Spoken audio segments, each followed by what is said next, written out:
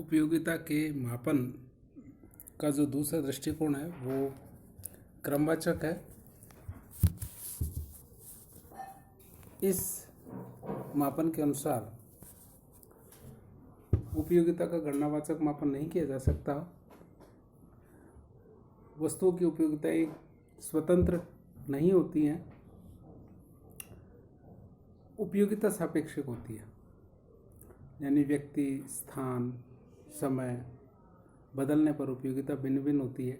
इसलिए उपयोगिता का गणनावाचक मापन नहीं किया जा सकता। साथ ही गणनावाचक मापन में माना जाता था कि उपयोगिता का मापन मुद्रा में किया जा सकता था और मुद्रा की सीमांत उपयोगिता स्थिर होती है, इसमें संदेह था, क्योंकि प्रत्येक व्यक्ति के लिए एक इकाई की मुद्रा की सीमांत उपयोगिता और व्यक्ति के पास मुद्रा की विभिन्न इकाइयों की सीमांत उपयोगिता अलग अलग समय के परिस्थिति, स्थान के हिसाब से अलग अलग होती है। इसलिए मुद्रा की सीमांत उपयोगिता को स्थिर मानना एक कठोर मान्यताएं थी।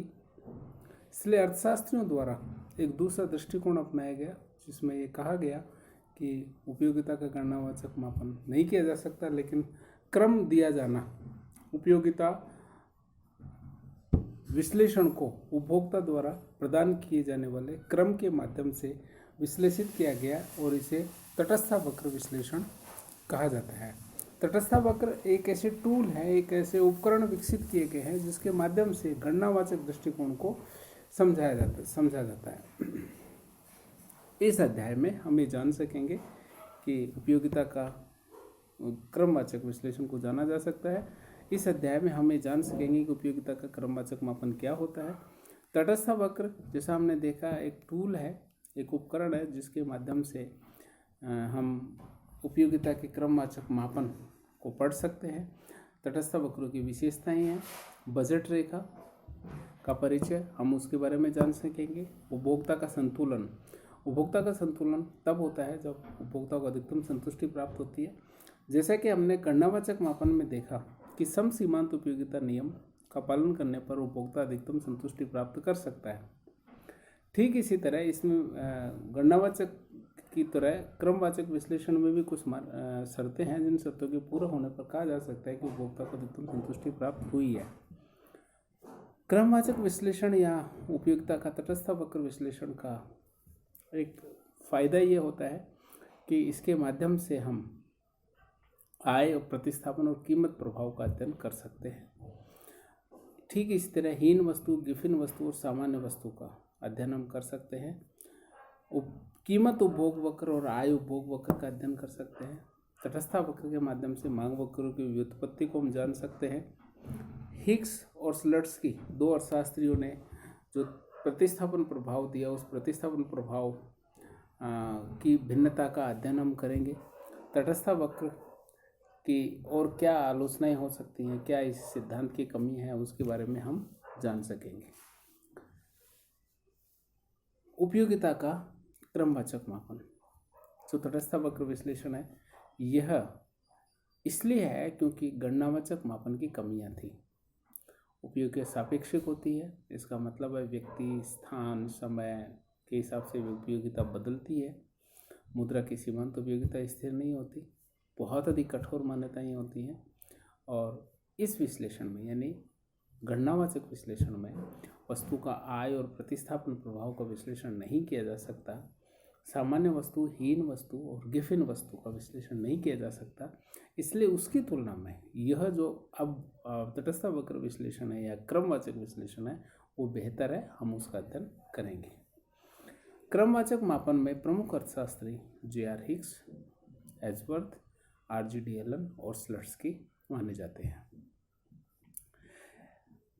गणनावाचक विश्लेषण की भांति क्रमवाचक विश्लेषण भी कुछ निश्चित मान्यताओं पर आधारित है। इन मान्यताओं में उपभोक्ता विवेकशील है, अर्थात उपभोक्ता अधिक वस्तु समूह को कम वस्तु समूह की तुलना में प्राथमिकता देता है।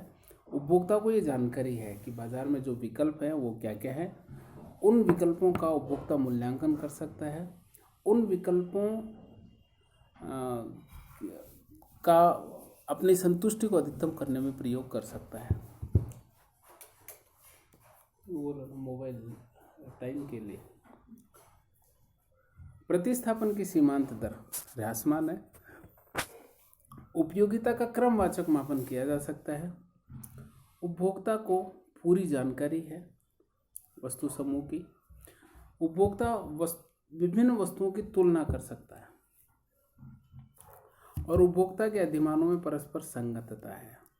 इसका मतलब ये है कि if consumer prefer commodity A than commodity B and B is preferred than commodity C, it means that A is preferred than C.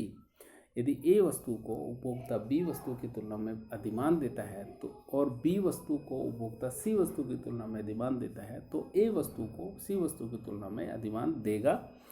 इसे कहा गया है कि उपभोक्ता के व्यवहार में संगतता होनी चाहिए। तटस्थ वक्र वो टूल है जिसके माध्यम से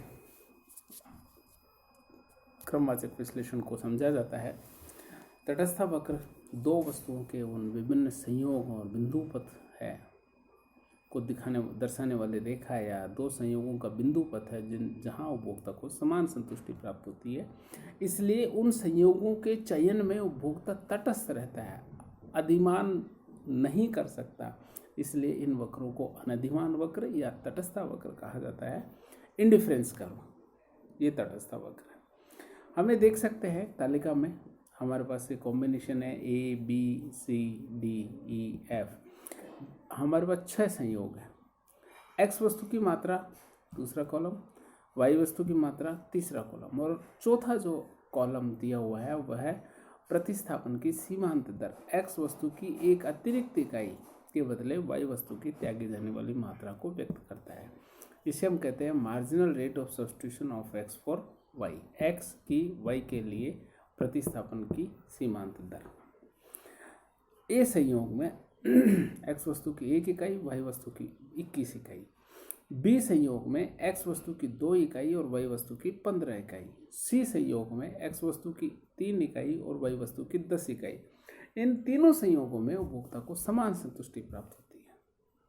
अर्थात इन विभिन्न संयोगों में A, B, C, D, E, F इन संयोगों में उपभोक्ता को समान संतुष्टि प्राप्त होती है। इनमें विशिष्ट के चयन के लिए उपभोक्ता अनधिमान रखता है या इनके चयन में तटस्थ होता है, यानी सबसे समान संतुष्टि प्राप्त होती है। हम ये देख रहे हैं कि B संयोग पर A संयोग की तुलना में X वस्तु की एक अतिरिक्त इकाई आई। X वस्तु की 1 इकाई बढ़ी लेकिन Y वस्तु की 5-6 इकाई कम हो गई, 21 से 15। A संयोग में 1X और 21Y थी, B संयोग में 2X और 15Y हुई। अर्थात B संयोग में X की एक अतिरिक्त इकाई बढ़ाने पर Y की 6 इकाइयाँ कम करी गई। B से C संयोग में X की 1 इकाई बढ़ाने के लिए Y की 5 इकाइयाँ कम करी गई। C से D संयोग में X की एक अतिरिक्त इकाई बढ़ाने के लिए Y की 4 इकाइयाँ कम करी गई। हम ये देख रहे हैं कि B, C, D, E, F इन संयोगों में उत्तरोत्तर X की अतिरिक्त इकाई बढ़ाने पर Y की त्यागी जाने वाली मात्रा कम होती जाती है। यह प्रतिस्थापन की सीमांत दर कहलाती है। और यह प्रतिस्थापन की सीमांत दर इस XY वस्तु संयोग और बिंदुओं को वक्र में दर्शाने पर जो वक्र बनता है वो तटस्थ वक्र बनता है। और ये प्रतिस्थापन की सीमांत दर ये तटस्थ वक्र का ढाल होता है। X अक्ष पे X वस्तु, Y वस्तु पे Y वस्तु, Y अक्ष पे Y वस्तु और इसका तटस्थ वक्र हम बनाते हैं तो ये तटस्थ वक्र ऋणात्मक ढाल का बनता है। इसका जो ढाल है वह ढाल X वस्तु की एक अतिरिक्त इकाई के लिए Y वस्तु की त्यागी जाने वाली मात्रा को व्यक्त करता है और यह प्रतिस्थापन की सीमांत दर कहलाता है। जो तटस्थ वक्र हमने अभी बनाया उस तटस्थ वक्र की क्या विशेषताएं होती हैं? एक विशेषता होती है तटस्थ वक्र ऋणात्मक ढाल के होते हैं, अर्थात बाएं से दाईं और नीचे की तरफ गिरते हुए होते हैं। X वस्तु की मात्रा बढ़ाने पर Y वस्तु की मात्रा कम होती जाती है। तभी जब हम X वस्तु की मात्रा बढ़ाते हैं तो Y वस्तु की मात्रा कम करनी पड़ेगी, तभी दो संयोगों के बीच में चयन में तटस्थता हो सकती है। वस्तुओं के मध्य प्रतिस्थापन होता है। X वस्तु की मात्रा बढ़ाने पर Y वस्तु की मात्रा कम की गई, ये वस्तुओं के मध्य प्रतिस्थापन होता है और इस प्रतिस्थापन होने के कारण ही तटस्थ वक्र ऋणात्मक ढाल के होते हैं। दूसरी विशेषता होती है तटस्थ वक्र मूल बिंदु के प्रति उन्नतोत्तर होते हैं। उन्तोदर का मतलब है कि तटस्थ वक्र बाएं से दाईं तरफ जब जाते हैं तो तटस्थ वक्र का ढाल कम होता जाता है। शुरू में तटस्थ वक्र का ढाल अधिक होता है, बाद में ढाल कम होता है। इसका ये भी मतलब होता है कि प्रतिस्थापन की सीमांत दर कम होती जाती है। इसका ये भी तात्पर्य होता है कि x की एक अतिरिक्त इकाई के लिए y की त्यागी जाने वाली मात्रा कम होती जाती है। ऐसा इसलिए होता है क्योंकि x और y दो वस्तुओं के बीच में जो स्थानापन्न, जो प्रतिस्थापनीयता है, वह प्रतिस्थापनीयता सीमित है, और इस प्रतिस्थापनीयता सीमित होने के कारण x की एक अतिरिक्त इकाई के लिए y की त्यागी जाने वाली मात्रा कम होती जाती है। अर्थात तटस्थ वक्र मूल बिंदु के प्रति उन्नतोदर होते हैं। यदि दो वस्तुएं पूरी तरह से प्रतिस्थापन हो, परफेक्ट सब्स्टिट्यूट हो, पूर्ण स्थानापन्न हो, तो उनका प्रतिस्थापन वक्र ऋणात्मक ढाल की सीधी रेखा के रूप में होगा, मूल बिंदु के प्रति उन्नतोदर नहीं होगा। यदि दो वस्तुएं हैं, वो दोनों वस्तुएं पूरक हैं, अर्थात दोनों वस्तुओं का उपभोग एक निश्चित अनुपात में किया जाता है, तो दो वस्तुओं का जो तटस्थ वक्र, पूरक वस्तुओं का तटस्थ वक्र होगा, वो एल आकार का होगा, ऋणात्मक ढाल का नहीं होगा और मूल बिंदु के प्रति उन्नतोदर नहीं होगा। इसलिए तटस्थ वक्र की जो महत्वपूर्ण विशेषता है वो है कि तटस्थ वक्र मूल बिंदु के प्रति उन्नतोदर होते हैं। अर्थात तटस्थ वक्र का ढाल कम होता जाता है, प्रतिस्थापन की सीमांत दर घटती जाती है, और तटस्थ वक्र वस्तुओं के मध्य प्रतिस्थापनीयता सीमित होती है। तीसरी विशेषता है तटस्थ वक्र आपस में काटते नहीं है। दो तटस्थ वक्र, जैसा हमने देखा, एक ही प्लेन पर, एक ही स्थान पर जब x और y वस्तु दर्शाते हुए उनके विभिन्न संतुष्टि स्तरों को बताने वाले अलग अलग तटस्थ वक्रों को प्रदर्शित किया जाता है, तो इसे तटस्थ मानचित्र कहा जाता है। तटस्थ मानचित्र में प्रदर्शित होने वाले विभिन्न तटस्थ वक्र आपस में काटते नहीं है, क्योंकि अगर तटस्थ वक्र आपस में काटते हैं तो इसका तात्पर्य यह होगा कि वो उनकी परिभाषा से ही असंगति होगी, अर्थात एक स्थिति में उपभोक्ता अधिक को कम की तुलना में अधिमान देता है और दूसरी स्थिति में कम को अधिक की तुलना में अधिमान दे जाता है, और ये तटस्थ वक्र परिभाषा से संगत नहीं है, इसलिए तटस्थ वक्र काटते नहीं है। ऊंचा तटस्थ वक्र, जो तटस्थ वक्र नीचे वाले एक तटस्थ वक्र से दाईं तरफ स्थित होता है, ज़्यादा ऊंचाई पर स्थित होता है, वह अधिक संतुष्टि को व्यक्त करता है। तो तटस्थ वक्र की चार विशेषताएं होती है। तटस्थ वक्र ऋणात्मक ढाल के होते हैं, तटस्थ वक्र मूल बिंदु के प्रति उन्नतोदर होते हैं, तटस्थ वक्र आपस में काटते नहीं हैं, और ऊंचा तटस्थ वक्र अधिक संतुष्टि को प्रदर्शित करता है।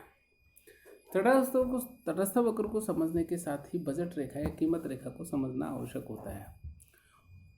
जब उपभोक्ता की आय और वस्तु की कीमतें दी हुई हो, तो उपभोक्ता उन वस्तुओं के जिन सहयोगों को वो खरीद सकता है, उन सहयोगों को दर्शाने वाली रेखा बजट रेखा कहलाती है। यहाँ हमने देखा एक्स अक्ष पे एक्स वस्तु है, वाई वस्तु है, वाई अक्ष पे वाई वस्तु है। मान लीजिए उपभोक्ता की आय 20 रुपये है, एक्स वस्तु की कीमत 2 रुपये है, वाई वस्तु की कीमत 4 रुपये है, तो एक्स वस्तु की 10 इकाइयाँ खरीद सकता है और वाई वस्तु की 5 इकाइयाँ उपभोक्ता उसे क्रय कर सकता है। इनको मिलाने पर जो रेखा बनती है वो बजट रेखा बनती है। बजट रेखा का जो ढाल है ये एक्स वस्तु की कीमत और वाई वस्तु की कीमत के अनुपात के रूप में होता है और ऋणात्मक ढाल के रूप में होता है। तो बजट रेखा ऋणात्मक ढाल के रूप में है और यह उन संयोगों को बताती है जो उपभोक्ता उनकी आय और वस्तुओं की कीमतें दिए होने पर क्रय कर सकता है। अगर x वस्तु की कीमत कम होती है तो x वस्तु को मापने वाले अक्ष पे बाहर की तरफ एंटी क्लॉकवाइज बजट रेखा शिफ्ट करती है। ठीक इसी तरह से y वस्तु की कीमत कम होती है तो y वस्तु को मापने वाले एक्सिस x अक्ष पे बजट को मापने वाले एक्स पे बाहर की तरफ बजट रेखा विवर्त करेगी, बाहर की तरफ जाएगी, क्लॉकवाइज शिफ्ट होगा। यदि दोनों वस्तुओं की कीमतें स्थिर हैं, केवल उपभोक्ता की आय बढ़ती है, तो बजट रेखा जो है वो आगे बाहर की तरफ समानांतर विवर्त करेगी। जैसा हमने देखा एक्स अक्ष में पहले वाले आरेख में एक्स अक्ष पे एक्स वस्तु, वाई अक्ष पे वाई वस्तु और बजट रेखा का ढाल हमने देखा। दूसरी वाली स्थिति में एक्स वस्तु कीमत कम होने पर एक्स अक्ष पे बाहर की तरफ बजट रेखा का विवर्तन। तीसरी स्थिति में ग स्थिति में हमने देख रहे हैं कि वाई वस्तु की कीमत कम होने पर बजट रेखा वाई अक्ष पे बाहर की तरफ विवर्त करेगी। और चौथी घ स्थिति में हमने देखा कि दोनों वस्तुओं की कीमतें कम होने स्थिर रहने पर यदि उपभोक्ता की आय बढ़ती है तो बजट रेखा बाहर की तरफ समानांतर विवर्त करेगी। यदि दोनों वस्तु की कीमतें कम होती है, दोनों वस्तु की कीमतें स्थिर रहते हुए उपभोक्ता की आय कम होती है, तो बजट रेखा अंदर की तरफ समानांतर विवर्त करेगी। तटस्थ वक्र और बजट रेखा के अध्ययन के पश्चात इन दोनों का उपयोग करते हुए उपभोक्ता के संतुलन या अधिकतम संतुष्टि की प्राप्ति को जाना जाता है।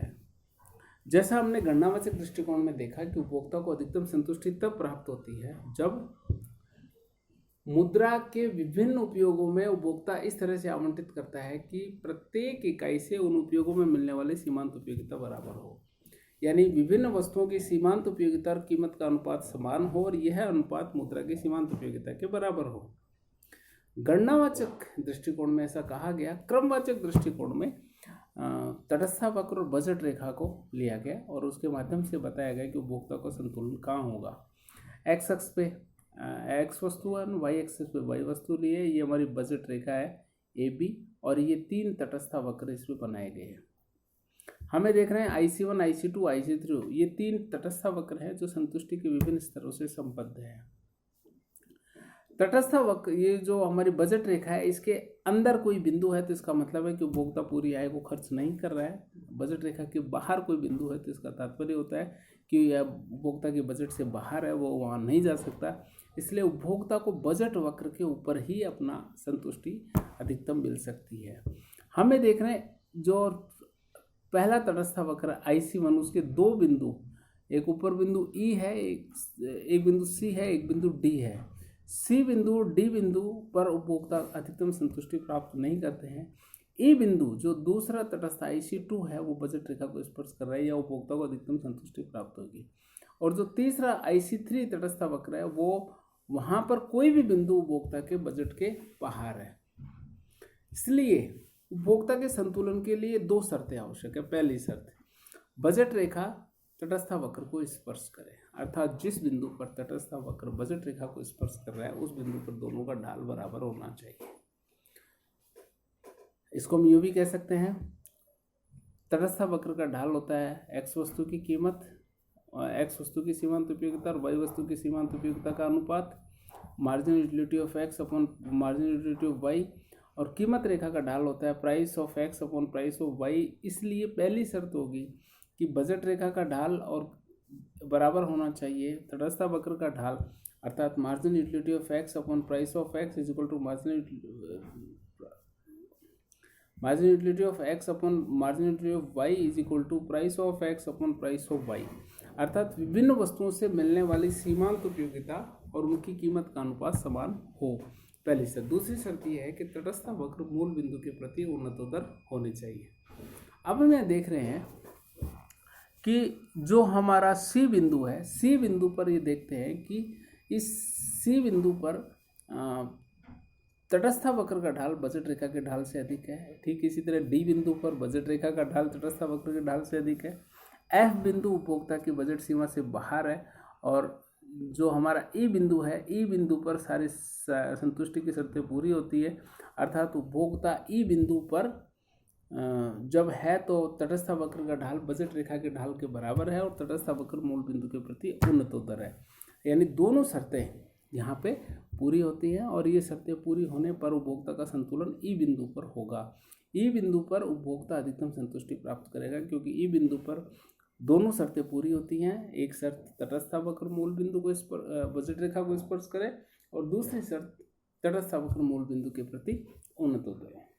अब प्रश्न ये होता है कि यदि तटस्थ वक्र मूल बिंदु के प्रति उन्नतोत्तर नहीं हो तो एक विशेष स्थिति हो सकती है जिसमें उपभोक्ता केवल एक ही वस्तु का उपभोग करके अधिकतम संतुष्टि प्राप्त कर सकता है। इसको कॉर्नर सॉल्यूशन, कोणीय समाधान की स्थिति कहते हैं। तो उपभोक्ता के संतुलन के लिए कुछ निश्चित मान्यताएं रखी गई हैं। ये मान्यताएं हैं, उपभोक्ता विवेकशील है, मतलब उपभोक्ता अधिक वस्तु समूह को कम वस्तु समूह की तुलना में अधिमान देता है। उपभोक्ता अपनी संतुष्टि अधिकतम करना चाहता है। उपभोक्ता विभिन्न वस्तुओं का मूल्यांकन और प्राप्त उपयोगिता को जानता है। उपयोगिता को क्रमवाचक मापन किया जा सकता है। प्रतिस्थापन की सीमांत दर ह्रासमान है।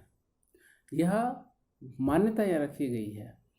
उपभोक्ता की आय और वस्तु कीमतें दी हुई है। उपभोक्ता को पूरी जानकारी है, वह विभिन्न वस्तु समूह की तुलना कर सकता है और उपभोग के अधिमानों में परस्पर संगति होती है। यानी उपभोक्ता अधिमानों में संगति का तात्पर्य यह होता है कि उपभोक्ता किसी ए अधिमान को यदि बी की तुलना में अधिक वरीयता देता है तो इसका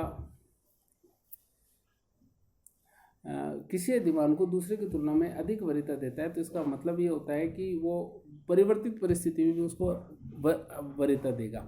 जैसे हम ये जान सकते हैं कि ए को यदि बी की तुलना में अधिमान देता है, बी को सी की तुलना में अधिमान देता है, तो ए को सी की तुलना में उपभोक्ता द्वारा अधिमान दिया जाएगा।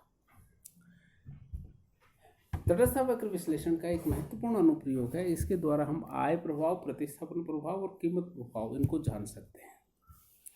कीमत प्रभाव, यहाँ हम इस वक्र को देखते हैं।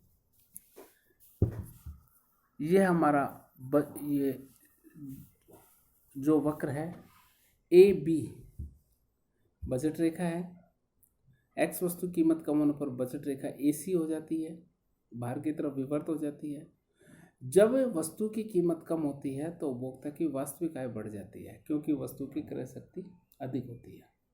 उपभोक्ता की वास्तविक आय बढ़ने के कारण पहले उपभोक्ता एफ बिंदु पे संतुलन था जी बिंदु पे चला जाता है, अर्थात वस्तु की कीमत में परिवर्तन के कारण वस्तु की x1 मात्रा क्रय से x3 पे चला जाता है, अर्थात यह कीमत प्रभाव है।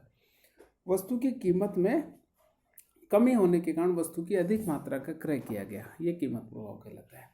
इस कीमत प्रभाव को दो हिस्सों में बांटा जा सकता है, एक प्रतिस्थापन प्रभाव और एक आय प्रभाव। यदि वस्तु की कीमत कम होती है और कम होने के कारण उपभोक्ता की वास्तविक आय बढ़ती है, तो उपभोक्ता की बढ़ी हुई वास्तविक आय को समाप्त कर दिया जाए और इतना क्षतिपूर्वक परिवर्तन किया जाए कि उपभोक्ता पहले वाले संतुष्टि स्तर पर पहुंच जाए, अर्थात DE के समान एक बजट रेखा बनेगी उपभोक्ता की आय को कम करने पर, और उपभोक्ता H बिंदु पर संतुलन में होगा। यह वह स्थिति है जब उपभोक्ता की आय को कम कर दिया गया और बजट रेखा अंदर की तरफ आ गई। तो यहाँ पर F से लेके H तक जो विचलन है, यानी X वस्तु की X1 से X2 तक जो मात्रा बढ़ रही है, यह प्रतिस्थापन प्रभाव के कारण है। अर्थात जो वस्तु की कीमत कम होने के कारण आय में वृद्धि हुई थी, उस प्रभाव को समाप्त कर दिया गया है और केवल वस्तु की सापेक्ष कीमतों में परिवर्तन के कारण जो उनकी मांग मात्रा में परिवर्तन है उसको ये प्रदर्शित कर रहा है। H से लेके G तक का जो चलन है यह आय प्रभाव को बताता है, यानी वस्तु की सापेक्ष कीमतें स्थिर हैं और उपभोक्ता की आय में जो परिवर्तन है उसके कारण वस्तु की मांग मात्रा में क्या परिवर्तन आता है। तो प्रतिस्थापन प्रभाव की श्रेष्ठता, तटस्थ वक्र की श्रेष्ठता यह है कि इसके माध्यम से कीमत प्रभाव को प्रतिस्थापन प्रभाव और आय प्रभाव में विभक्त किया जा सकता है। यह जो विभक्त किया जाना है, प्रतिस्थापन प्रभाव हमेशा ऋणात्मक होता है, आय प्रभाव धनात्मक या ऋणात्मक कुछ भी हो सकता है। यह इस जो प्रतिस्थापन प्रभाव और आय प्रभाव है, इन दोनों का सापेक्ष आकार और दिशा यह तय करते हैं कि वस्तु की किस्म किस तरह की है, साधारण वस्तु है, हीन वस्तु है, गिफिन वस्तु है, यह इसके माध्यम से ही तय किया जा सकता है। जैसे हम ये देखते हैं कि हीन वस्तु, गिफिन वस्तु और सामान्य वस्तु। सबसे पहले हम पहले आरेख में सामान्य वस्तु को देखते हैं। सामान्य वस्तु में प्रतिस्थापन प्रभाव ऋणात्मक होता है और आय प्रभाव भी ऋणात्मक होता है। दोनों का जोड़ कीमत प्रभाव होता है, वो ऋणात्मक होता है और इन वस्तुओं के संबंध में मांग का नियम लागू होता है। वस्तु की कीमत कम होने पर मांग मात्रा अधिक होती है और वस्तु की कीमत अधिक होने पर मांग मात्रा कम होगी। ऐसी वस्तुएं सामान्य वस्तुएं होंगी। इस तरह की वस्तुओं में प्रतिस्थापन प्रभाव और आय प्रभाव दोनों एक ही दिशा में कार्य करते हैं, दोनों ऋणात्मक होते हैं। दूसरा, गिवन वस्तु, हीन वस्तु, इंफीरियर गुड। हीन वस्तु वह वस्तु है जिसमें प्रतिस्थापन प्रभाव ऋणात्मक होता है लेकिन आय प्रभाव धनात्मक होता है, पहली शर्त। दूसरी शर्त यह है कि धनात्मक आय प्रभाव ऋणात्मक प्रतिस्थापन प्रभाव से छोटा होता है, इसलिए कीमत प्रभाव ऋणात्मक होता है और इन वस्तुओं के संबंध में भी मांग का नियम लागू होता है। अर्थात ऐसी वस्तुएं जिनका प्रतिस्थापन प्रभाव ऋणात्मक हो, आय प्रभाव धनात्मक हो, लेकिन धनात्मक आय प्रभाव प्रतिस्थापन प्रभाव से छोटा हो, इसलिए कीमत प्रभाव ऋणात्मक हो और जिसके संबंध में मांग का नियम लागू होता है, ये हीन वस्तुएं होती हैं।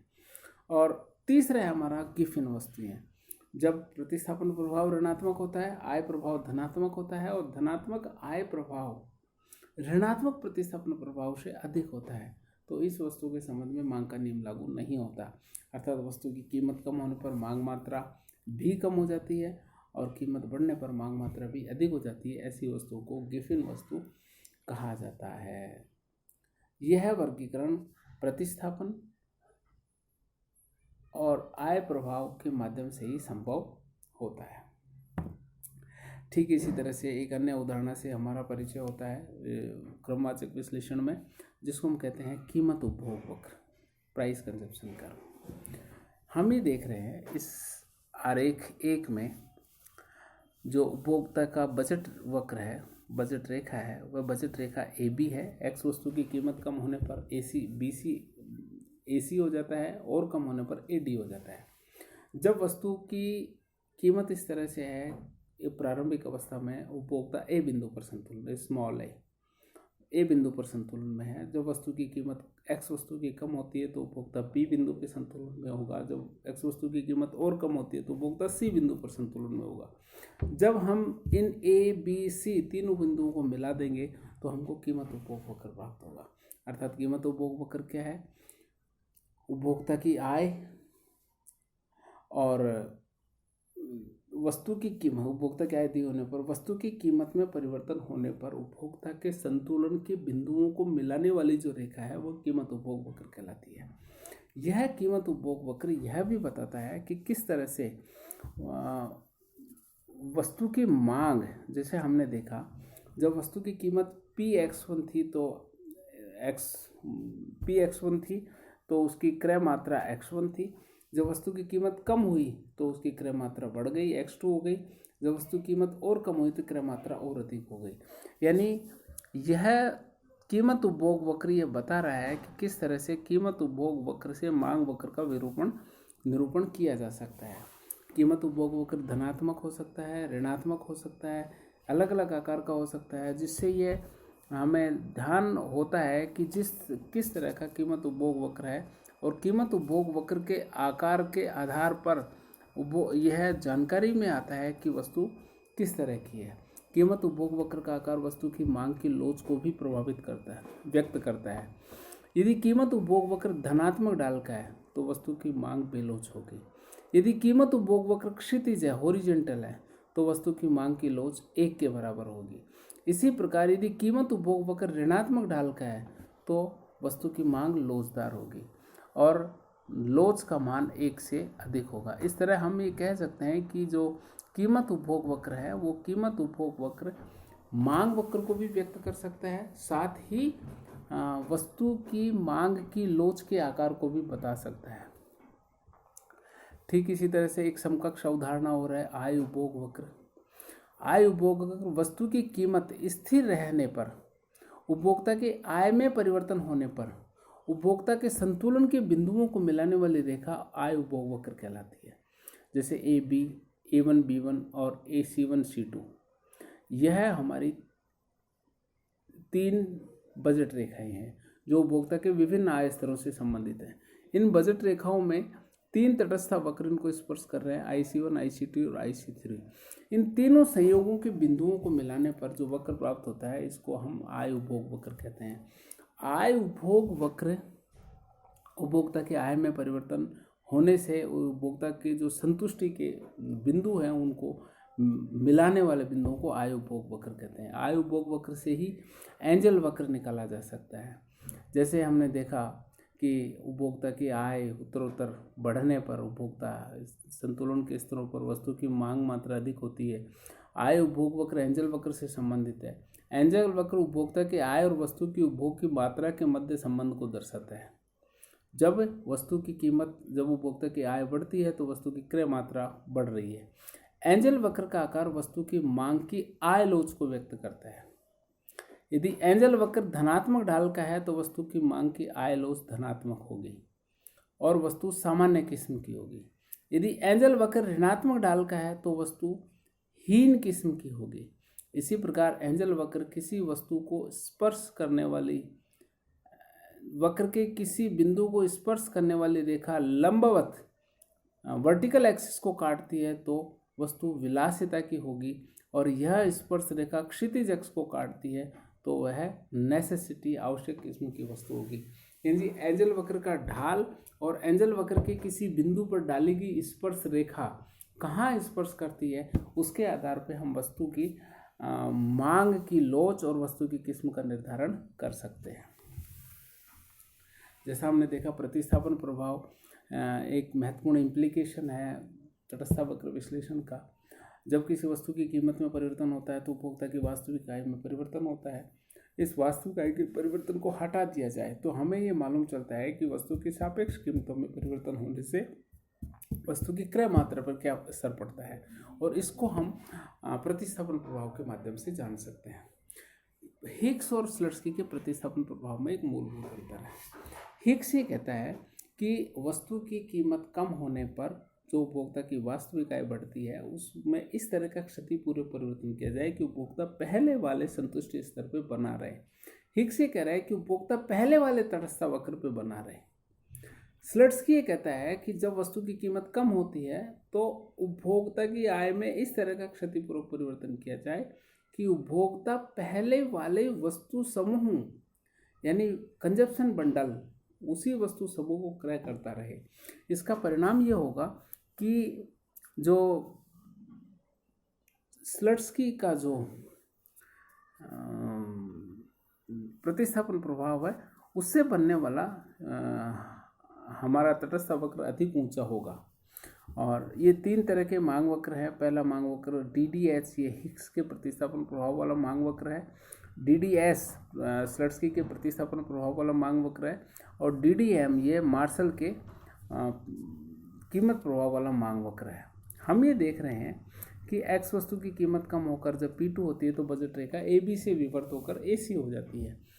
वस्तु की कीमत कम होने से उपभोक्ता की आय में हुई वृद्धि को कम करने पर बजट रेखा DE हो जाती है। ये आय में क्षतिपूर्वक परिवर्तन है। हिग्स और स्लट्सकी के क्षतिपूर्वक परिवर्तन में अंतर यह है कि हिग्स आय में इतना क्षतिपूर्वक परिवर्तन करना चाहते हैं कि उपभोक्ता पूर्व संतुष्टि स्तर पर आ जाए, जबकि स्लट्सकी आय में क्षतिपूर्वक परिवर्तन इतना करना चाहते हैं कि उपभोक्ता पूर्व भोग स्तर को प्राप्त करे। X1 X2 हिग्स प्रतिस्थापन प्रभाव है और X1 X3 स्लट्सकी प्रतिस्थापन प्रभाव है।